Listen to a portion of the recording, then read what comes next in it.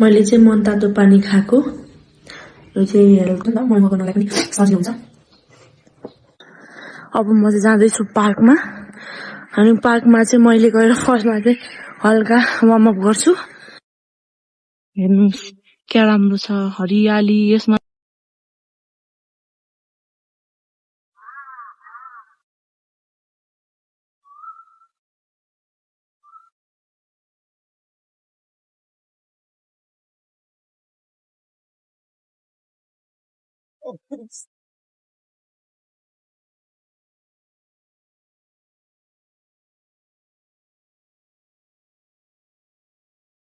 Sorry हिँड्ने हो normal.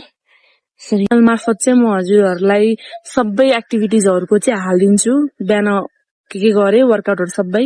अब राम्रो जति म सबै हुन्छ नि आफूले के गरे, मैले चिट डे गरे कि गरिन, मैले के खाएँ जङ्क फुडहरूमा, त्यो हजुरहरूलाई एउटा पनि नलुकाइकन म सब भिडियोहरू सेयर गरिदिन्छु। अहिले चाहिँ एकदमै राम्रो यहाँ रुखमुनि बसेको छु है। यसरी रुखमुनि बसेर मेडिटेसन गर्दाखेरि चाहिँ आफूलाई राम्रो हुन्छ के। त्यही भएर बाई बाई ल।